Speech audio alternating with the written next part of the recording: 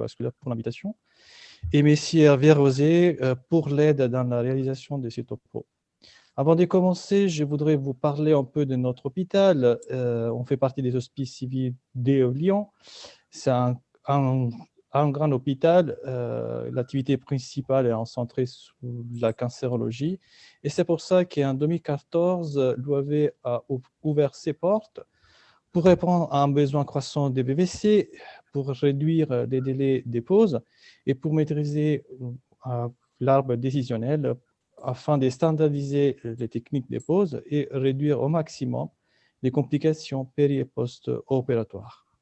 Nous sommes engagés aussi dans la formation des collègues médecins et infirmiers. Notre service est composé d'infirmiers poseurs grâce à la loi article 51 de la loi Hôpital, Patients, Santé et Territoire de 2009. Ce sont des infirmiers poseurs des voies veineuses centrales. On a un secrétariat dédié, un chirurgien et 3 anesthésistes délégants. On travaille sous 2 salles pour les pics et midline et sur un salle des blocs pour les chambres implantables et tous les autres types de cathéters comme Boschung, Proviac, et on peut utiliser l'amplificateur des brillants si nécessaire. Les deux premières années, on n'a posé que des pics. Et à partir de la 3e année, on a amplié notre arsenal avec les chambres implantables et des autres midline, Proviac. Et chaque année, on voit environ 3800 patients. Cette année, un peu moins à cause du Covid, mais je pense qu'on n'est pas loin. Notre activité principale est centrée sur les pics. Vous voyez les 60% des cas. Et l'indication principale, c'est la chimiothérapie, suivie par l'antibiothérapie, une nutrition parentérale. La chimio, forcément, parce qu'on est un hôpital centré sur la cancérologie. Et vous voyez les 20% de nutrition parentérale, parce qu'on a un gros centre de nutrition intensive. Et donc, on a plein de demandes pour PICLIN, pour nos nutrition parentérale. En 13% des cas, on a une demande de PICLIN pour accès périopératoire. Et ça, parce que nos anesthésistes, dans les cas des chirurgies lourdes, nous demandent des PICLIN pour les conforts du patient.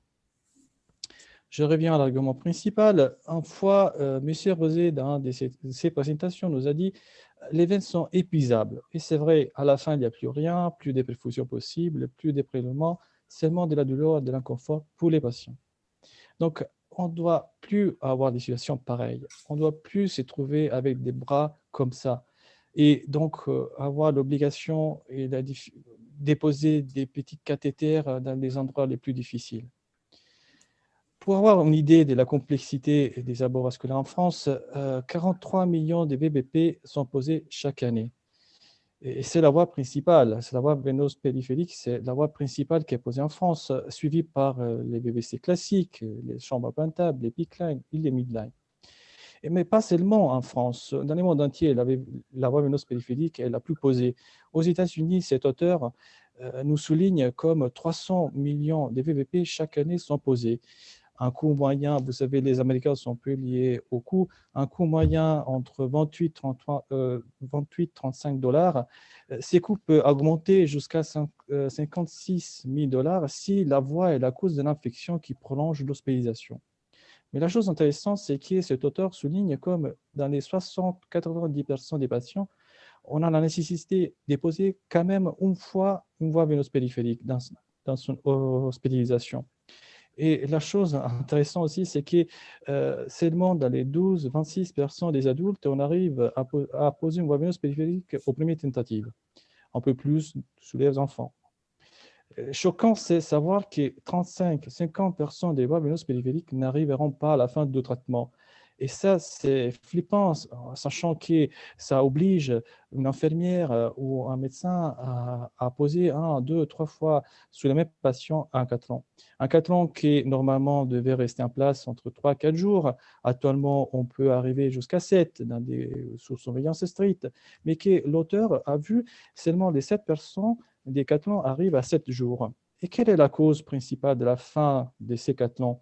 L'auteur a fait une revue de la littérature à partir des années 90 jusqu'à 2014. Il a vu que la cause principale, c'est l'infiltration, dans les 24% des cas environ, et l'occlusion en deuxième intention, suivie par la phlébite et des déplacements. Donc, imaginez-vous, comme la voie veineuse périphérique la plus posée au monde, c'est en réalité la moins fiable. Et donc, autour de l'accès vasculaire, il y a des acteurs. Il y a les patients, les poseurs, les soignants. Les poseurs et les soignants, certaines fois, sont les mêmes. Et donc, dans l'accès vasculaire, la complexité de l'accès vasculaire, les complications de l'accès vasculaire, complexité pas seulement dans la pose, mais aussi dans l'indication, l'entretien, il y a des facteurs humains, donc les patients et son réseau veineux, et les soignants par rapport à des compétences sur l'indication, la pose, l'entretien. Mais il y a des facteurs non humains, les traitements, mais aussi les cathéters. Si on considère les réseaux veineux, nous, on sait que les réseaux veineux d'un patient changent d'un patient à patient et surtout changent par rapport à l'âge, la morphologie, la maladie du patient et les comorbidités. Si on considère l'âge, il y a les deux extrêmes, les vieillards et les très jeunes, avec un système veineux fragile, difficile.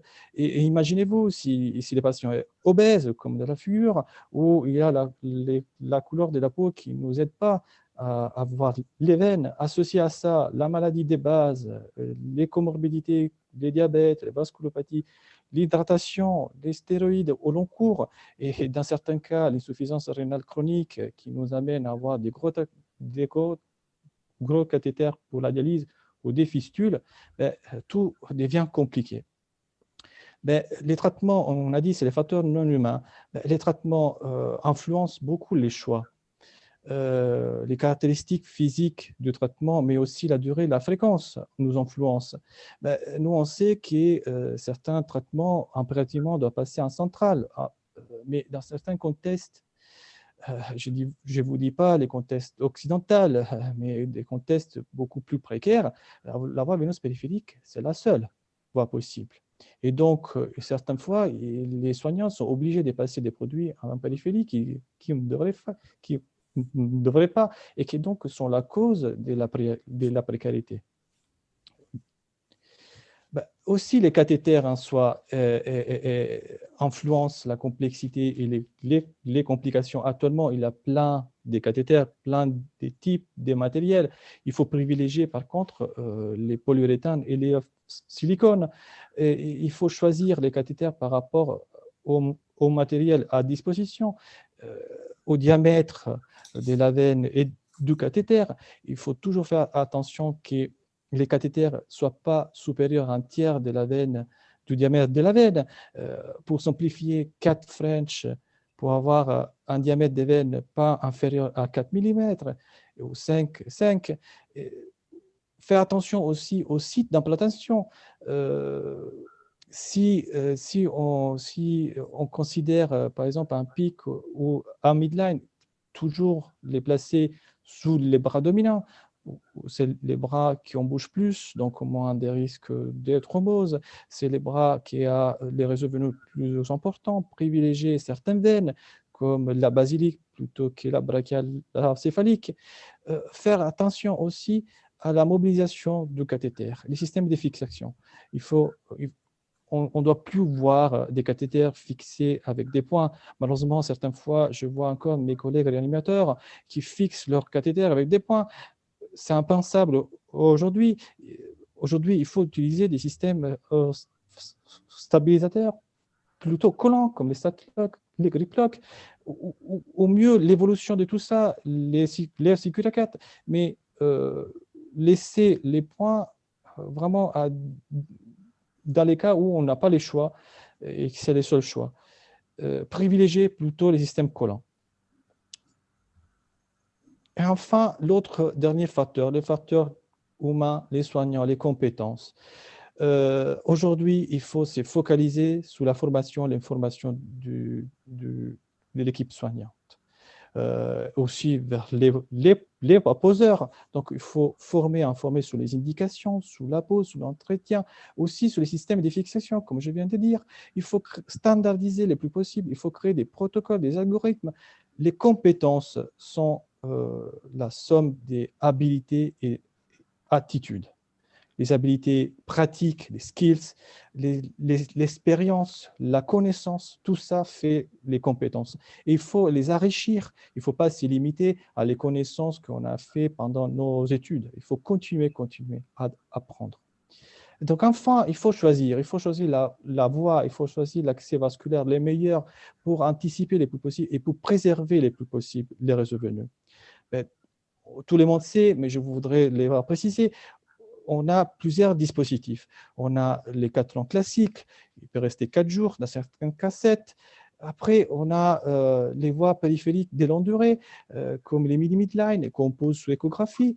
Moi, j'ai mis 7 jours maximum, du fait que certains, pas tous, n'ont pas des systèmes d'éclampage, donc ça nous oblige à les changer tous les 7 jours. Sinon, les midline classiques.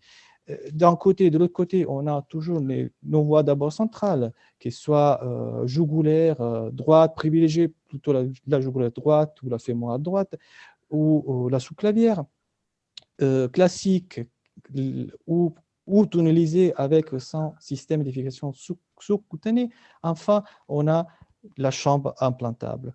Et au centre, on a les PICC lines, les cathéters centrales à insertion périphérique. C'est l'avantage énorme d'avoir un pincement périphérique, un pincement sous les bras, beaucoup plus facile à gestir au quotidien par rapport aux voies veno-centrales, mais à l'avantage de la voie veno-centrale.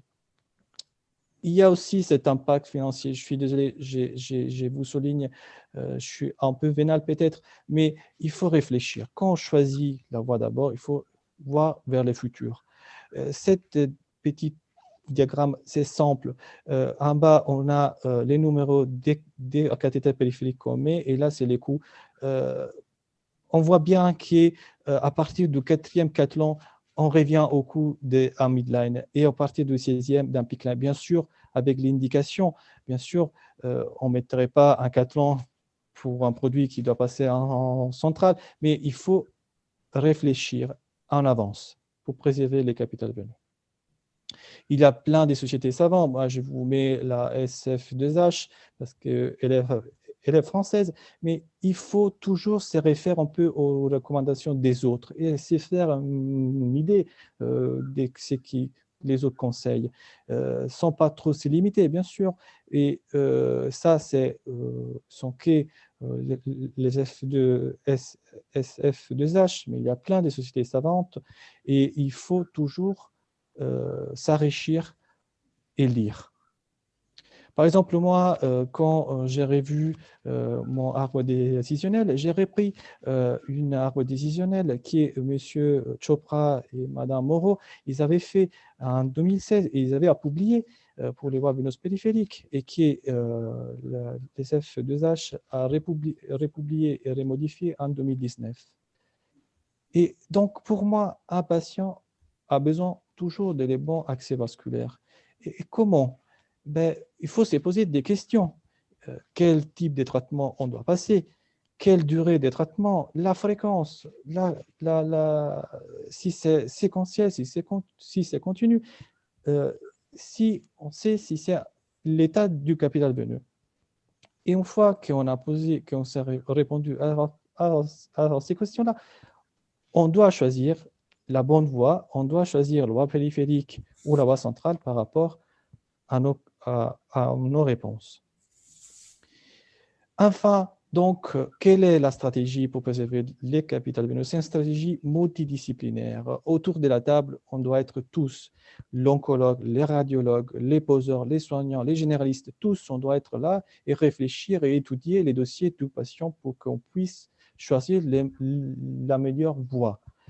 Et à côté de ça, il faut aussi qu'on se concentre sur les compétences de chacun et essayer d'enrichir le plus possible les compétences un des autres